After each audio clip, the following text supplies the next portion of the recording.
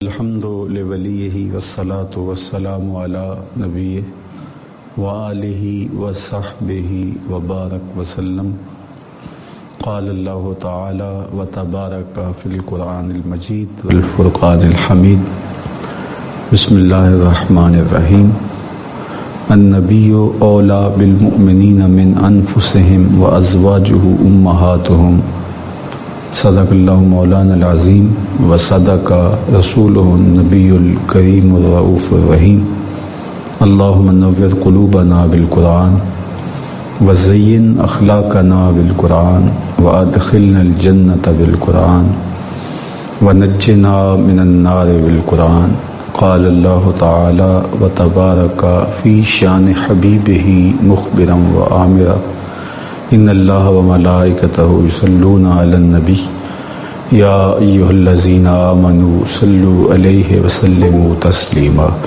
اللہم صل علی سیدنا و مولانا محمد معدن الجود والکرم صلاۃ و سلاما علیک یا سیدی یا رسول اللہ وعلی آلک و اصحابک یا محبوب رب العالمین. تمام حمد و ثنا تعریف و توصیف اللہ جل مجدہ الکریم کی ذات بابرکات کے لیے جو خالق کائنات بھی ہے اور مالک ششہات بھی. اللہ جل وعلا کی حمد و ثنا کے بعد رسول رحمت شفیع معظم نبی محتشم حضور ختم المرتبت صلی اللہ علیہ وآلہ وسلم کے حضور ناز میں اپنی عقیدتوں، ارادتوں اور محبتوں کا خراج پیش کرنے کے بعد واجب الاحترام ذوی الاحتشام معزز و مکرم سامعین، حاضرین، ناظرین و ناظرات، السلام علیکم ورحمۃ اللہ وبرکاتہ. آج 10 رمضان المبارک ہے، بلکہ 11ویں شب ہو گئی. حضرت سیدہ طاہرہ حضرت خدیجۃ الکبریٰ رضی اللہ تعالی عنہا کا وصال 10 رمضان المبارک کو ہوا ہے. اس حوالے سے آج کی یہ نشست ان کے ذکر کے نور سے منور ہوگی. اللہ تعالیٰ جل شانہ نے انہیں ام المومنین ہونے کا شرف عطا کیا، اور یہ ٹائٹل جو انہیں نصیب ہوا اور دیگر ازواج مطہرات کو حاصل ہوا، یہ قرآن کی نص سے ہے. النبی اولی بالمؤمنین من انفسہم وازواجہ امہاتہم. نبی مومنوں کی جانوں سے زیادہ ان کے قریب ہیں. وازواجہ امہاتہم، اور نبی علیہ السلام کی ازواج اہل ایمان کی مائیں ہیں. تو حضرت سیدہ خدیجۃ الکبریٰ رضی اللہ تعالی عنہا کے ساتھ حضور علیہ السلام نے نکاح کیا جب آپ کی عمر پاک 25 برس تھی، اور حضرت خدیجۃ الکبریٰ رضی اللہ تعالی عنہا کی عمر پاک 40 سال تھی. 15 سال کا فرق. اور حضور نبی رحمت صلی اللہ علیہ وآلہ وسلم کا ایک بیوہ کے ساتھ نکاح کر کے دنیا کو میسج بھی دینا تھا، اور قیامت تک جو ذات رسالت مآب صلی اللہ علیہ وآلہ وسلم پر کھلنے والی زبانیں ہیں ان کو بھی بند کرنا تھا. اور اس کی آرزو اور اس کی تمنا جب حضرت خدیجۃ الکبریٰ رضی اللہ تعالی عنہا نے کی، اور اس کی وجہ یہ تھی کہ انہوں نے جب حضور کی دیانتداری کو، حضور علیہ السلام کی شرافت کو اپنے غلام میسرہ کے ذریعے سے سنا، تو اس نے چاہا کہ ایسا شخص جو دیانت و شرافت کے اس مرتبے پہ فائز ہے، میں اس کی خدمت زندگی کا شعار بناؤں، چونکہ وہ ایک ایسی خاتون تھی جن کے والد گرامی بہت ساری دولت چھوڑ کر کے چلے گئے اور ان کو یہ سارا کاروبار سنبھالنا پڑا۔ خدیجہ بنت خویلد، یہ خویلد ان کے والد گرامی تھے، بلکہ میں اگر یوں کہوں کہ چوتھی پشت میں حضور علیہ السلام کا اور حضرت خدیجہ کا نسب جمع ہوتا ہے۔ حضرت خدیجہ کے والد ہیں حضرت خویلد، ان کے والد ہیں اسد ہیں عبد العزیٰ، اور ان کے والد ہیں قصی، اور ادھر حضور علیہ السلام کے والد ہیں حضرت عبداللہ، اور ان کے والد گرامی ہیں حضرت عبد المطلب، اور ان کے والد گرامی ہیں حضرت ہاشم، اور ان کے والد گرامی ہیں حضرت قصی۔ تو گویا چوتھی پشت میں حضور علیہ السلام کے جد امجد اور حضرت خدیجۃ الکبریٰ کے جد امجد ایک ہیں۔ تو ایک شریف قبیلہ تھا، عالی مرتبت خاندان تھا، مکے کی متمول خاتون تھی اور بیوگی کی زندگی بسر کر رہی تھی، اور انہیں اب نکاح کی آرزو نہیں تھی، زیادہ وقت ذکر و فکر میں گزارتی، حرم کے صحن میں آ جاتی اور اپنے کاروبار میں مصروف رہتی۔ آپ کی شرافت، نجابت، پاک دامنی کی وجہ سے آپ کا لقب اس زمانے میں بھی خدیجہ طاہرہ کے نام سے معروف تھا کہ پاک دامن پاک باز خاتون۔ آپ کا پہلا شوہر ابو حالہ، ان سے 2 بیٹے اور پھر دوسرے شوہر سے ایک بیٹی ہند کے نام سے موجود تھی۔ پہلے شوہر کے 2 بیٹوں میں سے حالہ انتقال کر گئے تھے، لیکن ہند وہ موجود تھے، اسی وجہ سے آپ کو ام الہند کہا جاتا ہے۔ اور یہ ایمان لائے آپ کے ساتھ ہی اور صحابیت کے شرف سے مالا مال ہوئے۔ آپ نے حضور کے حلیے کے باب میں جب کسی سے سنا ہو تو حضرت ہند بن ابی حالہ رضی اللہ تعالی عنہ سے مروی روایات حضور کے جمال اور حضور کے حسن کے تذکرے میں آپ ضرور سنتے ہوں گے، چونکہ یہ گھر کے فرد تھے اور انہوں نے حضور کو قریب سے دیکھا تھا، اس لیے حضور کا حلیہ بیان کرتے تھے۔ یہ حضور کے وصاف تھے، حضور کے حلیہ نگار تھے۔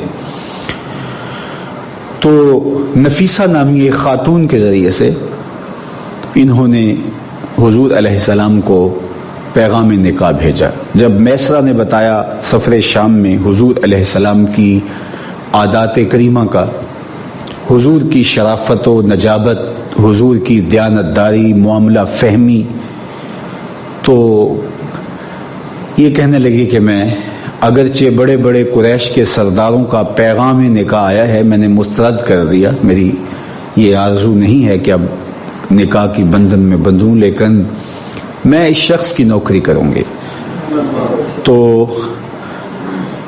سفر شام سے واپسی کے 2 ماہ 25 دن بعد حضور علیہ السلام کی طرف یہ پیغام بھیجتی ہیں، تو حضور کہتے ہیں کہ میرے پاس تو مال نہیں ہے، ایک متمول خاتون اور مکے کی امیر ترین خاتون،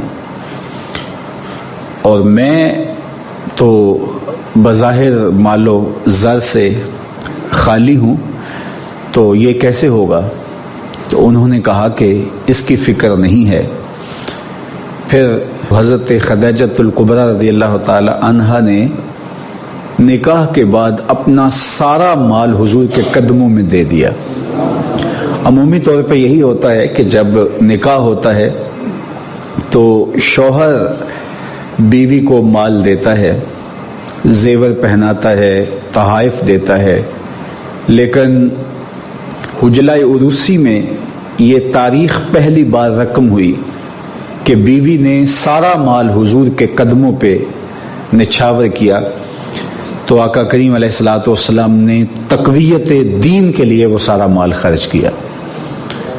تو یہ بات کہی جا سکتی ہے کہ اسلام کی اشاعت میں، اسلام کی تبلیغ میں، اسلام کے فروغ میں حضرت خدیجۃ الکبریٰ رضی اللہ تعالی عنہا کے مال نے جو کام کیا وہ تاریخ کا ایک انوکھا باب ہے۔ خیر، رشتہ طے ہو گیا، میں عرض کر رہا تھا، تو پھر حضرت حمزہ حضور کے چچا اور حضور کے چچا جناب ابو طالب اور خاندان کے دیگر بزرگ حضرت خدیجۃ الکبریٰ رضی اللہ تعالی عنہا کے گھر پہنچتے ہیں اور ادھر سے ان کے خاندان کے معزز لوگ جمع ہوتے ہیں۔ پھر نکاح ہوتا ہے۔ نکاح کے موقع پر حضور کے چچا جناب ابو طالب نے جو خطبہ پڑھا، میں اس کے صرف 2-3 جملے آپ کے سامنے رکھنا چاہتا ہوں، جس سے آپ کے سینے ٹھنڈے ہوں گے، آپ کی روح کو قرار ملے گا اور آپ تسکین پائیں گے، اور حضور کی نعت اور حضور کا قصیدہ سن کے اہل ایمان کو یقیناً ٹھنڈ ہی پڑتی ہے۔ تینو سینے دی میں ٹھنڈ آکھاں، شہد گلاب تے کھنڈ آکھاں، تینو نبیاں دا میں لاڑا آکھاں، تیرے ہجر دے وچ میں ہاڑا آکھاں۔ اب دیکھیے یہ 2-3 جملے سن لیجئے، حضور علیہ السلام کے نکاح کے موقع پہ جو خطبہ ہوا ہے۔ یار وہ جب کسی کا نکاح ہوتا ہے تو بچے جوان ہوتے ہیں بعد میں، تو انہیں شوق ہوتا ہے کہ ہم ذرا ابو کے نکاح کی تقریب دیکھیں، ماں کے نکاح کی تقریب دیکھیں، تو وہ ویڈیو کے ذریعے سے جو چیزیں محفوظ ہوتی ہیں وہ ان کو دکھائی جاتی ہیں، تو بچے کتنے خوش ہو رہے ہوتے ہیں کہ یہ نکاح ہے میری ماں کا اور یہ نکاح ہے میرے باپ کا، اور یہ تقریب کی جھلکیاں ہیں۔ میں تمہیں تمہاری ماں کے نکاح اور تمہارے روحانی باپ کے نکاح کی تقریب کی جھلکیاں دکھانے جا رہا ہوں، تمہارا سینہ کیوں ٹھنڈا نہیں ہوگا؟ ام المومنین کا نکاح ہوا، میرے اور آپ کے آقا و مولا حضور ختمی المرتبت صلی اللہ علیہ وآلہ وسلم کے ساتھ، تو ذرا اس نکاح کے خطبے کی جھلکیاں ملاحظہ کر لیجئے۔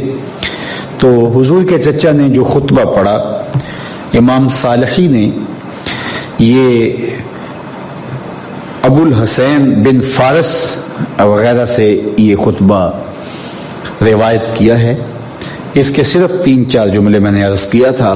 انہوں نے خطبہ پڑھا، اللہ کی حمد بولی، اور پھر کہا کہ ہمارا خاندان قریش کتنی عظمتوں کا حامل خاندان ہے، اور پھر اس کے بعد خاندانی وجاہت کو، عظمت کو بیان کرنے کے بعد اب خطبے کا عنوان حضور تک جب پہنچا تو انہوں نے کہا سما انا ابن اخی ھذا محمد بن عبداللہ، کہا کہ اس کے بعد میرا یہ بھتیجا محمد بن عبداللہ لا یوزن بہ رجل بہ شرفا و نبلا و فضلا و عقلا، کہا کائنات کے سارے لوگوں کو لا کے ترازو میں رکھ دو، عقل میں، شرف میں، وقار میں، عظمت میں کوئی شخص بھی اس کے جوڑ کا نہیں ہے۔ یہ حضور کے نکاح پر حضور کی عظمت کا خطبہ پڑھا جا رہا ہے، کہ اگر وزن کیا جائے تو پوری کائنات کے اندر کوئی شخص اس کے وزن کا آپ کو نہیں ملے گا۔ وَإِنْ كَانَ فِي الْمَالِ قِلَةٌ، اگرچہ مال ان کے پاس نہیں ہے، لیکن فَإِنَّ الْمَالَ ظِلٌّ زَائِلٌ وَأَمْرٌ حَائِلٌ، اس لیے کہ مال تو ایک ڈھلتا ہوا سایہ ہے اور ایک ختم ہو جانے والی چیز ہے، اور نہ رہنے والا ایک سرمایہ ہے جو بالآخر ختم ہو جاتا ہے، لیکن انسان کا شرف، انسان کی عظمتیں دم نہیں توڑتی۔ انسان کی اقدار دم نہیں توڑتی. تو کہا کہ وہ ہمارے پنجابی میں کہتے ہیں کہ کار نہیں دیکھا جاتا ور دیکھا جاتا ہے. تو کہا کہ گھر نہ دیکھو ور دیکھو. کائنات کے اندر کوئی محمد جیسا ہے تو لاؤ. کائنات میں کوئی ایسا نہیں ہے. شان و عظمت کے لحاظ سے، عقل و فہم کے اعتبار سے اور شرف و منزلت کے اعتبار سے، خاندانی وجاہت سے لے کر ذاتی صفات اور کمالات تک کائنات میں محمد عربی جیسا کوئی دوسرا شخص ہی موجود نہیں ہے. رخ مصطفیٰ ہے وہ آئینہ کہ اب اس سا دوسرا آئینہ نہ کسی کی بزم خیال میں نہ دکان آئینہ ساز میں. یا دوسرے لفظوں میں انہوں نے یہ کہا حسنت جمیع خصالہ صلو علیہ وآلہ. تو یہ حضور علیہ السلام کے نکاح کی کیفیت تھی، اور یہ خطبہ اس وقت پڑھا گیا جب حضور نے اعلان نبوت نہیں کیا، بلکہ اسی میں خطبے میں آگے چل کے انہوں نے کہا کہ یہ صورتحال تو یہ ہے کہ اب ان کے پاس مال و زر نہیں ہے، اور لیکن عقل و شرف، فہم و ادراک اور خاندانی وجاہت سے لے کر کے ذاتی اوصاف میں ان کا کوئی ثانی نہیں ہے. لیکن ایک وقت آنے والا ہے کہ تم دیکھو گے. اس کا سادہ مفہوم یہ ہے کہ آج تو تم دیکھ رہے ہو کہ ان کے پاس مال و زر نہیں ہے، یہ کیا ان کے غلاموں کے قدموں میں کیسر و کسرا کے خزانے پڑے ہوں گے. بوریا ممنون خواب راحتش تاج کسرا زیر پائے امتش. اقبال نے کہا خود تو بوریے پہ لیٹتے رہے، لیکن کیسر و کسرا کے تاج امت کے قدموں تلے ڈال گئے. شش جہت روشن زیتاب روئے تو ترکو تاجی کو عرب ہندوئے تو گرد تو گردد حریم کائنات از تو خواہم یک نگاہ التفات. تو حضور کی عظمتیں، حضور کی رفعتیں اس موقع پہ بیان کی اور کہا کہ شرف و عظمت میں ان کا کوئی ثانی نہیں ہے. تو حضور علیہ السلام کا حضرت خدیجہ الکبریٰ رضی اللہ تعالی عنہا سے نکاح ہوا. اور یہ بات ذہن میں رکھیں کہ متمول ہونے کے باوجود، ملکہ عرب ہونے کے باوجود، حضرت خدیجہ الکبریٰ رضی اللہ تعالی عنہا نے حضور کی ذاتی طور پہ خدمت کی. اور جس طرح سے حضور کی خدمت کی، میرے رب کو وہ انداز اتنا پسند آیا کہ حضور غار حرا پہ تھے اور دن زیادہ گزر گئے، حضور واپس نہیں آئے. تو حضرت خدیجہ الکبریٰ رضی اللہ تعالی عنہا نے، ام المومنین نے کوئی کھانا تیار کیا اور برتن میں اس کو رکھا اور سر پہ رکھا، اور اپنے گھر سے چل کے 2.25 کلومیٹر کا فاصلہ ہے جبل فاراں کا، وہاں تک پہنچی، اور پھر اس سامان کو اٹھا کر کے غار حرا کی طرف سفر کیا. تو جبریل حاضر خدمت ہوئے اور کہا محبوب آپ کی زوجہ آ رہی ہیں اور ان کے پاس جو برتن ہے اس میں کچھ کھانے کی چیزیں ہیں، آپ کے لیے کچھ تیار کر کے لائی ہیں. تو میں رب کا سندیشہ لے کر آیا ہوں، رب کا پیغام لے کر آیا ہوں کہ جب آپ کی زوجہ آپ کے پاس پہنچے تو رب کا سلام کہہ دینا.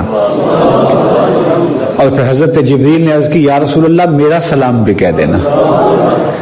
اور جب حضرت خدیجہ الکبریٰ پہنچی تو حضور نے کہا کہ تمہیں رب سلام کہتا ہے اور جبریل بھی سلام کہتے ہیں. تو کہا کہ وہ تو سلام ہے، خود سلام ہے، اور جبریل کو بھی سلام ہو، اور حضور آپ پر بھی سلامتیاں نازل ہوں اور اللہ کی رحمتوں کا نزول ہو. تو اللہ کی رحمات کا نزول ہوتا ہے اور میرا رب رب ہو کے سلام کہتا ہے آپ کو، اس لیے کہ آپ کی ادائیں اللہ کو پسند ہیں. حضور جس طرح سے آپ سے محبت کرتے تھے، جس طرح آپ سے پیار کرتے تھے، اور جس طرح وہ حضور کی ڈھارس بندھاتی تھی، حضور کے لیے ان کے دل میں جو جذبات تھے. جب پہلی وحی کا نزول ہوا تو یہ موقع ظاہر پہلا تجربہ تھا، ایک مشکل صورتحال تھی. تو آقا کریم جب گھر آئے تو حضور کے بدن کو سردی کا احساس تھا. تو کہا زملونی زملونی، مجھے چادر دو. تو انہوں نے حضور کو چادر اڑا دی اور حضور نے کہا کہ میرے ساتھ یہ واقعہ ہوا ہے، تو اس وقت حضرت خدیجہ الکبریٰ رضی اللہ تعالی عنہا نے کیا کہا وہ لفظ سن لیجئے، اور یہ تاریخ ساز لفظ ہیں، اور پھر حضور کی سیرت کی یہ گواہی کتنی دل آویز ہے، اور پھر گواہی بھی گھر کی خاتون دے رہی ہو۔ وہ کہتے ہیں سارا زمانہ مان لے بیوی نہیں مانتی۔ وہ بات تو آپ نے سنی ہے کہ کوئی شخص تھا بڑا کامل، تو سارے لوگ اسے مانتے تھے لیکن بیوی معترض رہتی تھی، تو اس نے ایک دن سوچا ذرا اس کو بھی دکھاؤں کہ میں کیا ہوں، تو وہ پرواز کرتا ہوا گھر کے اوپر سے 2-3 چکر کاٹ کے کہیں اترا، اور پھر واپس گھر آیا تو بیوی نے یہ منظر دیکھا تھا، تو کہنے لگی تو اتنا بڑا بنا پھرتا ہے اللہ کا ولی تو میں نے آج دیکھا ہے۔ وہ فضاؤں میں پرواز کر رہا تھا، تو اس نے ہنس کے کہا وہ میں ہی تو تھا۔ کہا اچھا اسی لیے ٹیڑے ٹیڑے اڑ رہے تھے۔ تو کہتے ہیں سارے مان جائیں تو گھر والی نہیں مانتی، لیکن میں آپ کو جو بتانے لگا ہوں یہ گواہی گھر والی کی ہے۔ کائنات کے اندر آپ کو اتنی خوبصورت گواہی کہیں نہیں ملے گی جو حضور کی گواہی حضور کی زوجہ محترمہ نے دی، اور سب سے پہلے حضور پر ایمان لانے والی بھی حضور کی بیوی تھی، حضور کی زوجہ محترمہ تھی۔ تو جب حضور نے کہا کہ میرے ساتھ یہ معاملہ ہوا تو ان کے لفظ سنیے جو کتب حدیث میں موجود ہیں، تاریخ کی ساری کتابوں میں ہے۔ انہوں نے کہا کلا واللہ لا یخزیک اللہ ابدا انک لتصل الرحم وتحمل الکلہ وتکسب المعدوم وتقری الضیف وتعین علی نوائب الحق۔ 5 چیزیں کہیں۔ پہلے کہا کہ اللہ کی قسم اٹھا کہتی ہوں آپ کو کچھ نہیں ہوگا، آپ پریشان نہیں ہوں، اس لیے کہ آپ کے اندر 5 وصف ہیں، اور یہ وصف جس شخص کے اندر ہوں رحمتیں اس کی صاحباں بن کے رہتی ہیں، اس کو کچھ نہیں ہوتا۔ وہ 5 وصف کون سے ہیں؟ سب سے پہلا وصف آپ نے فرمایا کہ انک لتصل الرحم، آپ صلہ رحمی کرتے ہیں، رشتہ داروں کے ساتھ، قریبیوں کے ساتھ آپ کا رویہ بہت خوبصورت ہے، ان کی ڈھارس بندھاتے ہیں، ان کی ضرورت کے وقت کام آتے ہیں، ان کی مدد کرتے ہیں۔ انک لتصل الرحم وتحمل الکلہ، اور جس کا کوئی بوجھ اٹھانے والا نہیں اس کا بوجھ آپ اٹھاتے ہیں۔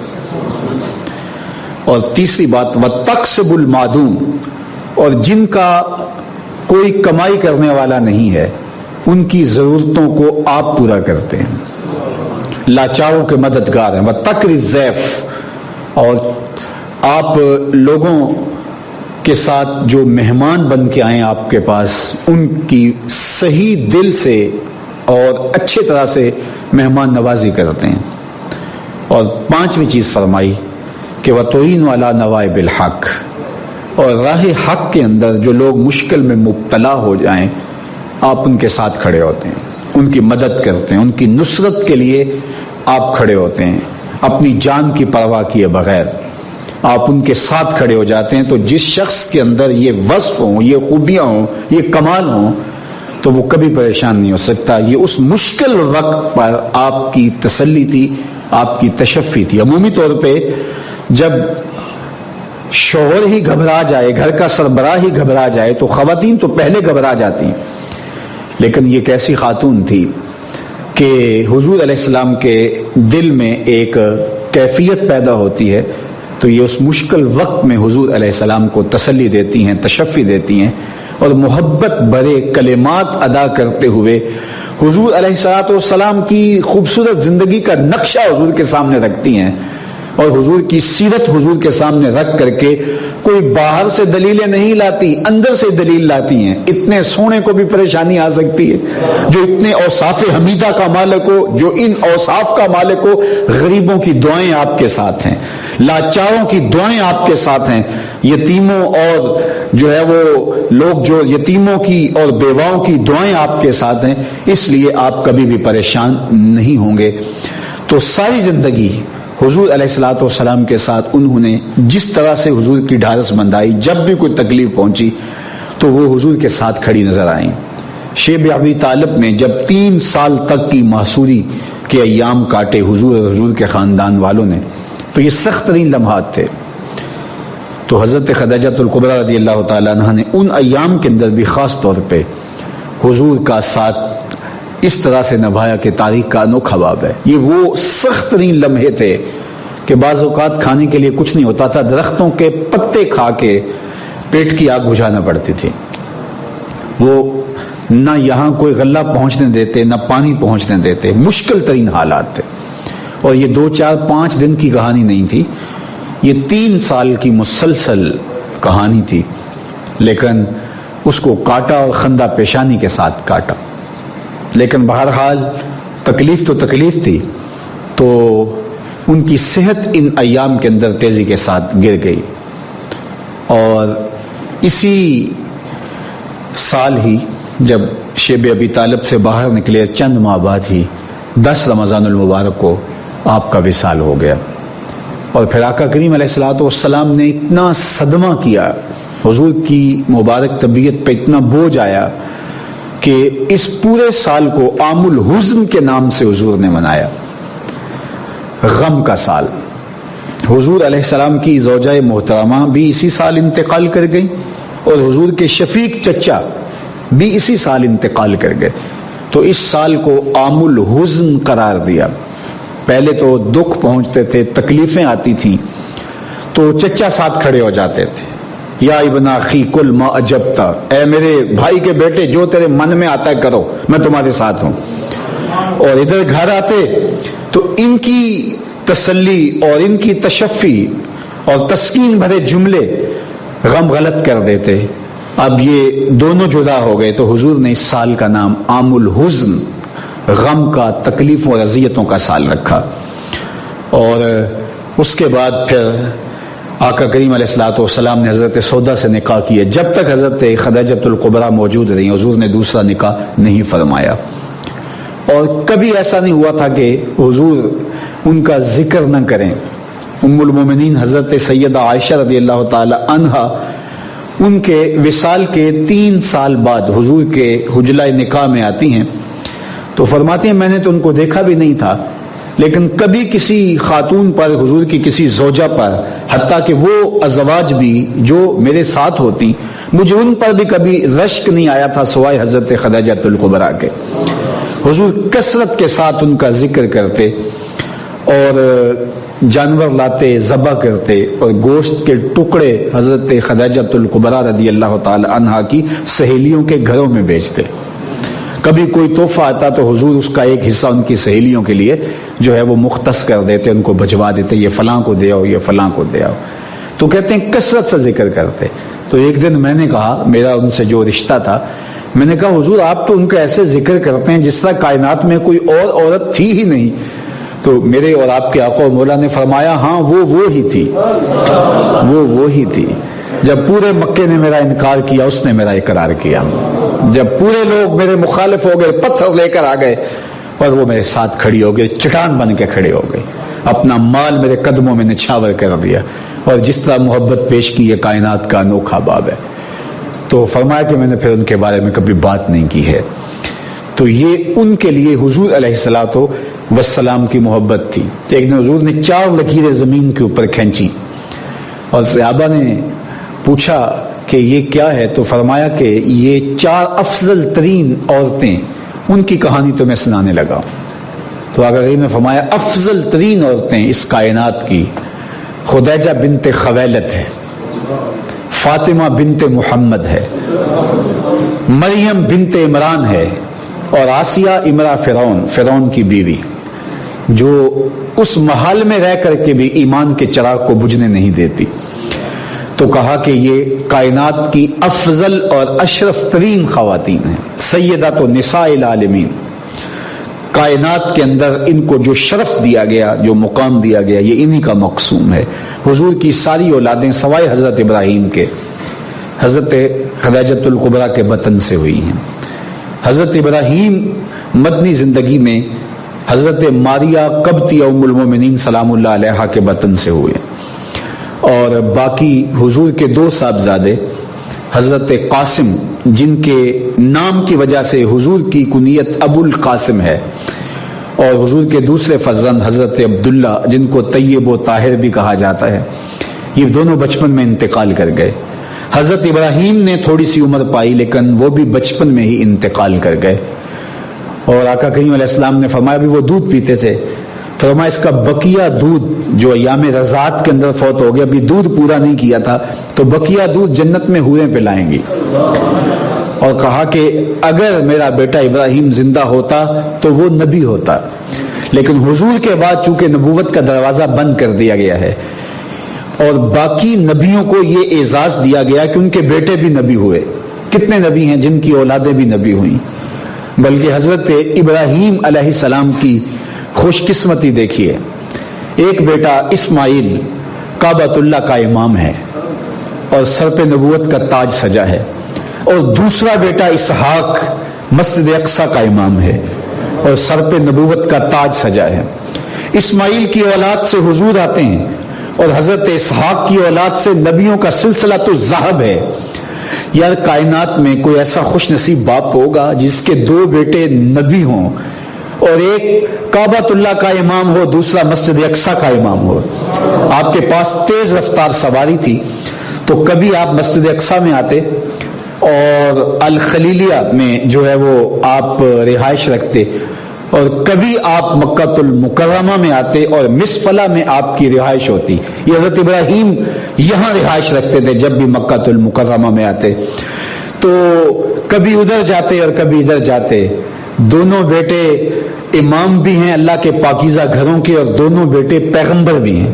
تو کتنے نبی ہوئے جن کی اولادیں نبی ہیں، جن کے باپ نبی، جن کے بھائی نبی، جن کے بیٹے نبی. لیکن حضور در یتیم ہیں، حضور کا کوئی بھائی نہیں ہے. نبیوں کے بھائی ہوئے ہیں، حضور کا بھائی ہوتا اور نبی نہ ہوتا بھائی نہیں ہے. باقی نبیوں کے بیٹے نبی ہوئے، حضور کا بیٹا ہوتا اور نبی نہ ہوتا کوئی بیٹا اس عمر تک پہنچا ہی نہیں ہے. تو یہ ختم نبوت کی دلیل ہے کہ اگر کسی نے نبی ہونا ہی ہوتا حضور کے بعد تو حضور کا صاحب زیادہ ہوتا، نبی زیادہ نبی ہوتا. تو یارو جب اللہ نے اس کو منظور نہ کیا کہ میرے محبوب کے بعد محبوب کا بیٹا بھی نبی نہیں ہو سکتا، تو کوئی آنکھوں سے کانا نبی ہو سکتا ہے؟ تو جب رسول اللہ کا فرزند بھی نبی نہیں ہے، شہزادہ رسول بھی نبی نہیں ہوا، اور اللہ نے ان کو بھی اٹھا لیا، آقا کریم علیہ الصلوۃ والسلام کی آنکھوں کی ٹھنڈک، دل کا قرار اور روح کا چین. اور وہ لمحے کتنے دردناک تھے جب حضرت ابراہیم کا انتقال ہوا اور حضور ان کے سدھانے تھے. وَعَيْنَا رسول اللہ تذرفان، حضور کی آنکھوں میں آنسو تھے، اور آقا کریم نے فرمایا بیٹا دل غم زدہ ہے، آنکھیں رو رہی ہیں، لیکن زبان سے وہی کہوں گا جس سے رب راضی ہوگا. تو حضور کے بعد نبوت کا دروازہ بند کر دیا گیا. پس خدا بر ما شریعت ختم کر، بر رسول ما رسالت ختم کر. تو ساری اولاد حضور کی ام المومنین حضرت خدیجہ الکبریٰ رضی اللہ تعالی عنہا کے بطن پاک سے ہے، سوائے حضرت ابراہیم کے.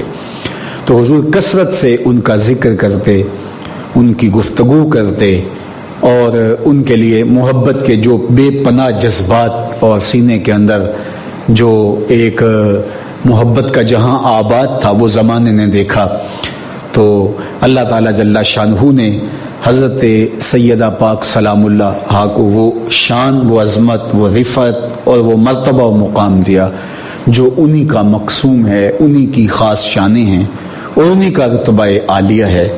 اور وہ خواتین کی، جنتی خواتین کی سردار ہیں، عزتوں کے ظرف پر ہیں، اور وہ شان حضور کے صدقے ملی. بلکہ ہر زوجہ محترمہ کو ام المومنین کا شرف نصیب ہوا حضور کے دم سے. اور میرے رب نے کہا یا نساء النبی لستن کاحد من النساء، اے نبی کی بیوی ہو تم عام عورتوں کی طرح نہیں ہو.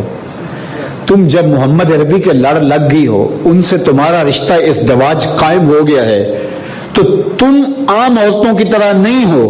یار جب حضور سے رشتہ ازدواج قائم ہونے سے ازواج مطہرات عام عورتوں کی طرح نہیں ہو سکتی ہیں، تو پھر امام الانبیاء کی شان کا عالم کیا ہوگا، ان کی رفعتوں کا عالم کیا ہوگا. ان سے نسبت عزت کی اس مسند پہ بیٹھاتی ہے کہ جو انہی کی نسبت کا مقسوم ہے. تو کہا کہ تم عام عورتوں کی طرح نہیں ہو، اور اہل ایمان کو حکم دیتے ہوئے کہا النبی اولا بالمومنین من انفسہم وازواجہم امہاتہم وازواجہ امہاتہم. نبی مومنوں کی جانوں سے زیادہ قریب ہیں، اور نبی علیہ السلام کی ازواج مومنوں کی مائیں لگتی ہے۔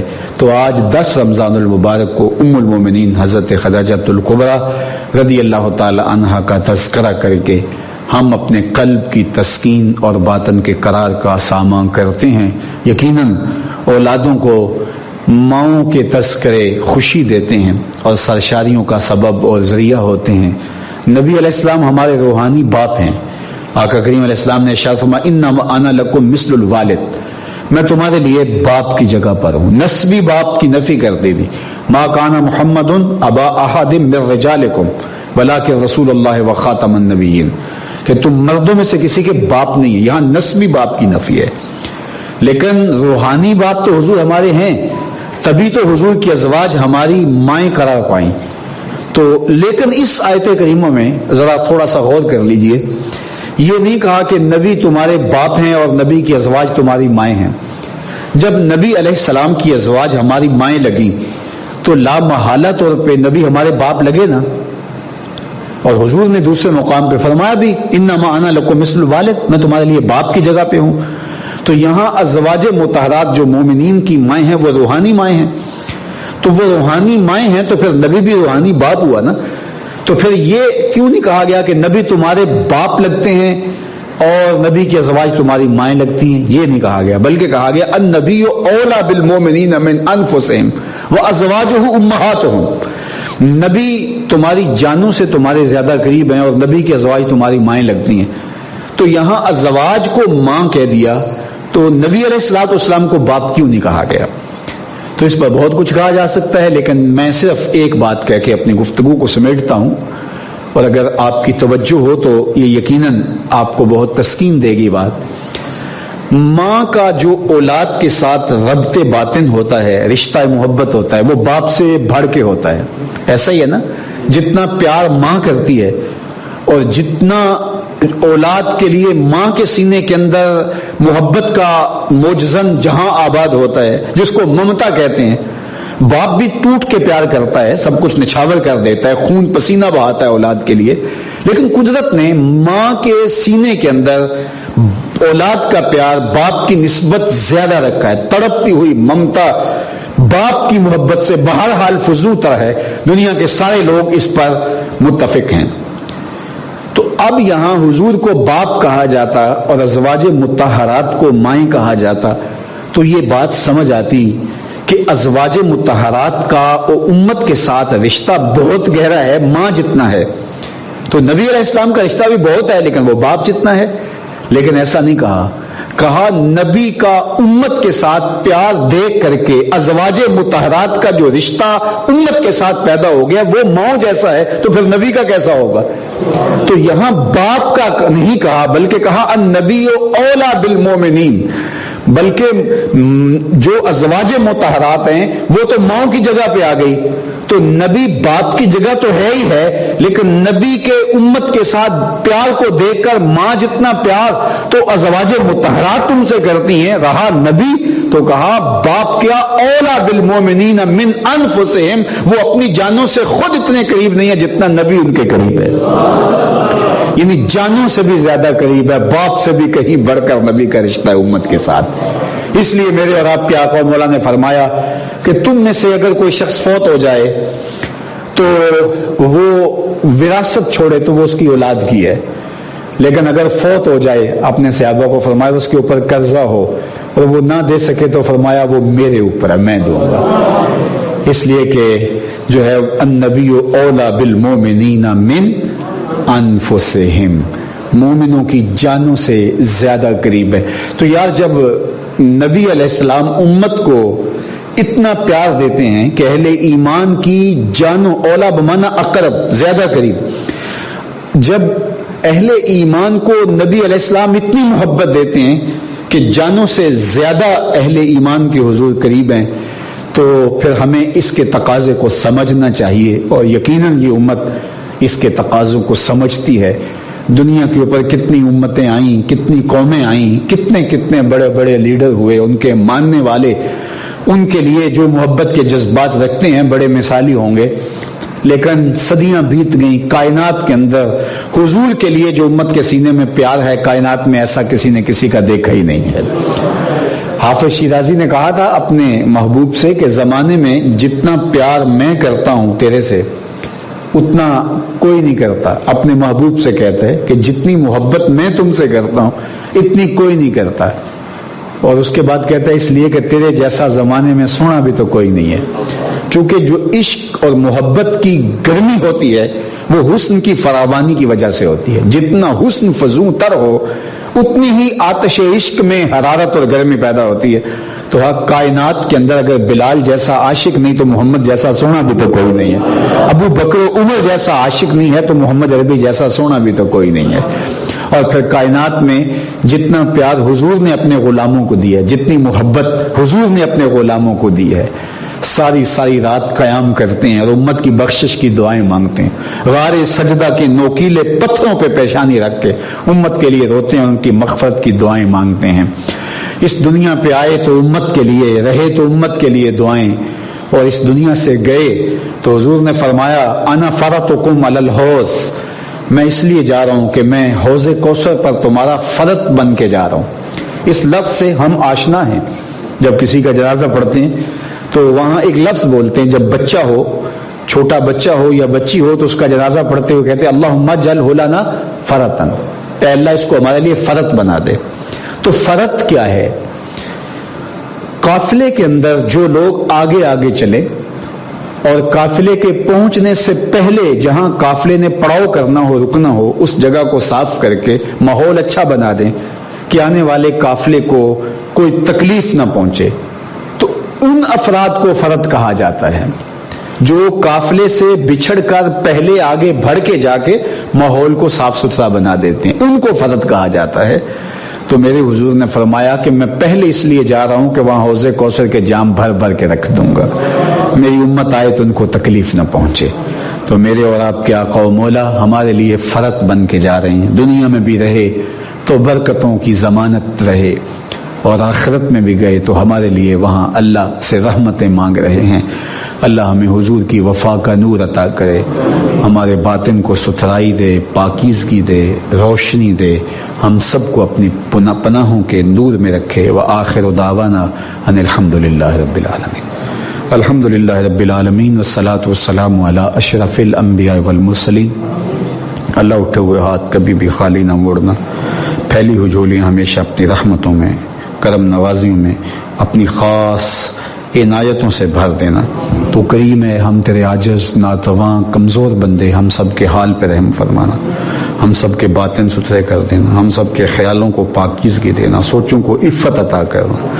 اللہ ہمارے اندر کے سارے عیب, نقص, کمزوریاں اپنے کرم سے دھو ڈال, ہمارے نامہ اعمال کی سیاہیوں پر عفو و کرم کا قلم پھیر دے, ہمارے باطن ستھرے پاک اور عفیف فرما دے. اللہ میرے وطن کی خیر فرما, اللہ میرے ملک کو امن عطا کر دے, یہاں بیماریوں کو دور فرما دے. پوری دنیا کے اوپر جو وبائیں پھیلی ہیں اپنے کرب سے اللہ اپنے فضل اور کرم سے ان کو بہت جلد دور فرما دے. پوری دنیا کی رونقیں بحال فرما دے.